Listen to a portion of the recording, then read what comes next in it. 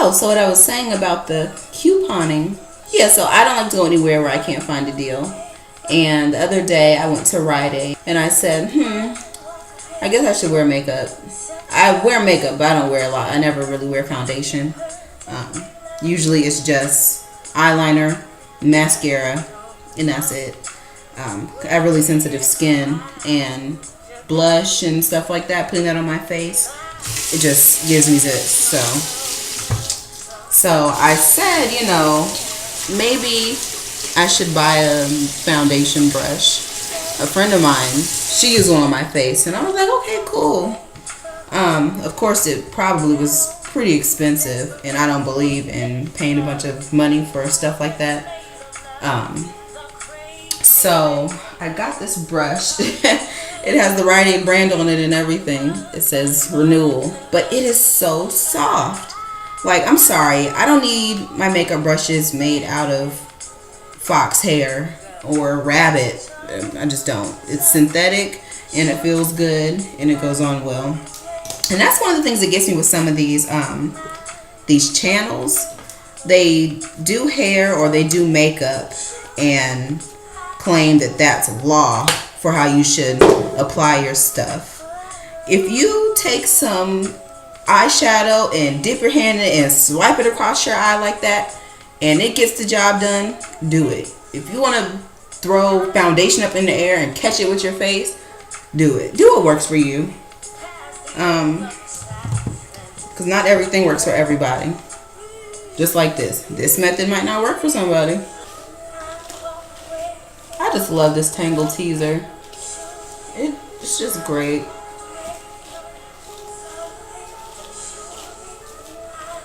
The only thing I don't like about it is the sound that it makes. Like, it sounds like it's ripping your hair out. But I mean, if you know the difference between actually ripping, the sound of ripped hair and the sound of it, rubbing up against your hand, you'll have no problem. Sound is just awful. So I'll probably sit under the dryer for, you see that? You hear that noise? Sounds awful, but that's my finger. Anyways, like I was saying, I'll probably sit under the dryer for about hour and a half, maybe even 2. Like, I want a deep condition. After I'm done applying this conditioner, I'm going to go and put some olive oil on my scalp. Because like I said before, my scalp does get a little dry during the winter time. And when it's dry, it itches and it drives me insane. So, the olive oil helps that. So, in case you hadn't realized from my channel, that I ballroom dance, and last night we had a party at the studio for Christmas, and it was so much fun. It was so much fun. And you say ballroom, people are like, what, ballroom? Like Dancing with the Stars ballroom? Yeah, Dancing with the Stars ballroom. Foxtrot, waltz, salsa, rumba, merengue, swing, East Coast and West Coast swing, cha-cha, which is becoming my new favorite. We also do the hustle. Not the line dance, the hustle. The hustle is an actual dance for those of you who don't know. It's a lot of fun. Okay, got that side done.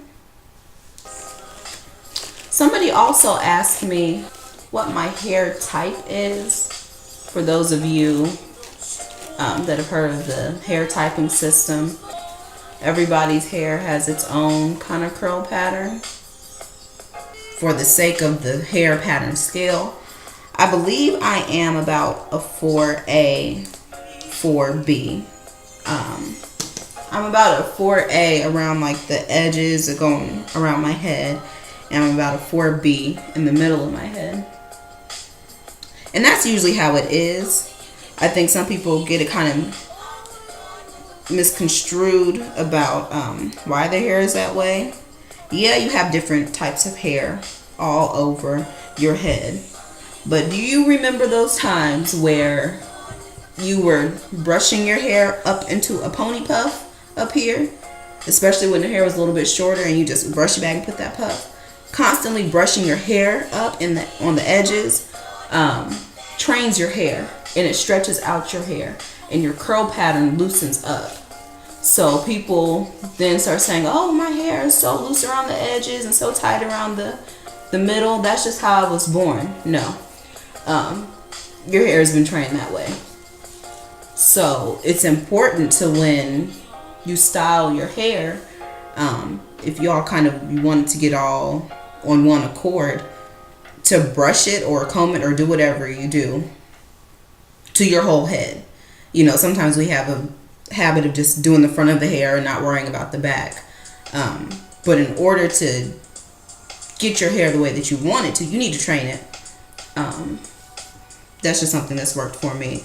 So now the texture of my hair, even though the front is a little bit looser, the middle of it has loosened up, and it's not as unmanageable as it used to be. It's a little tip for you. So there are a couple of products that I want to try out. One of them is I think it's called Beautiful hair steamer. At the salon that I went to Groovy, they do steam therapy on your hair, and it's to increase the moisture content. I also want to try the curl formers, but I don't know about that. I don't know, because my flexi rods do a good job. I think the curl formers are just more convenient. So I don't know. But I definitely want a steamer, because like I said, my hair does get dry, mostly at the ends. Probably the last 1.5 inches of my hair is what I feel to be dry most of the time. So I'm constantly, putting leave-in conditioner in it to kind of balance it out. But as far as hair goals with length retention, I'm going to try to concentrate on increasing the moisture content, which is going to take some time, but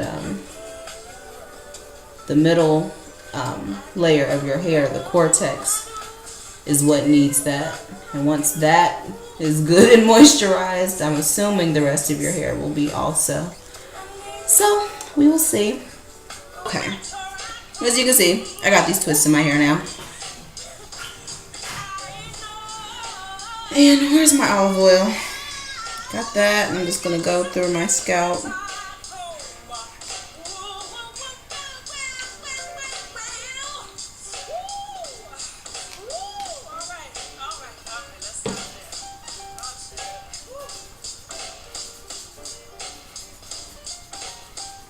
Alrighty, there we go. I'm about to put on my sexy shower cap and go sit under the dryer. And that's basically it. It was mostly be able to show that no, I don't have any heat damage to my hair. It's still nappy, and I love it. Thanks for watching.